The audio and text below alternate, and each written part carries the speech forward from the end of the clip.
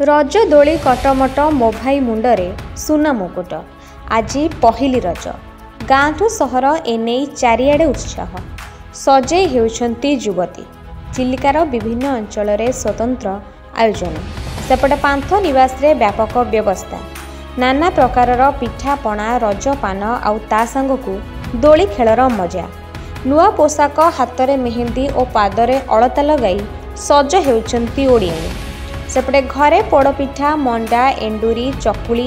आरिसा इत्यादि पिठा सांगकू मिठार बासनारे गाँ दांड महकी उठुची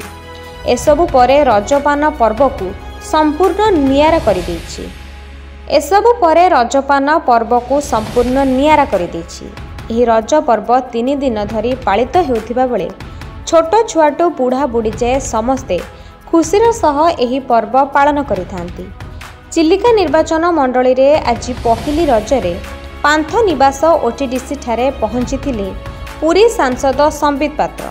तांकु सेठारे भव्य स्वागत संबर्धना कराजिबा सह कर्मी मानक सह आलोचना करिसेंती।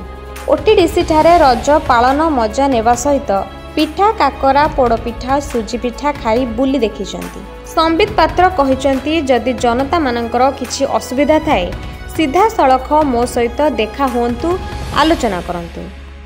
देखंतु आज मो पय सौभाग्यर विषय मो बड़कुल पांथ निवास रे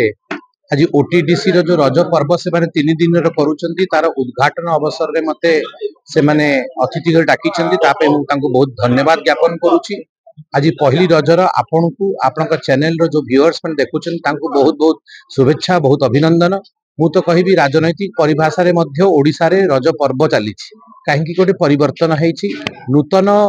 भूमि सृष्टि हेछि नूतन सरकार नूतन काम को नेकी केंती समस्तंक मुहरे स्मित हास्य हब ताहा पई उद्यम करूछि। डबल इंजिन रो सरकार हेछि मु निहाती आश्वस्त नरेंद्र मोदी को जो गारंटी अच्छी से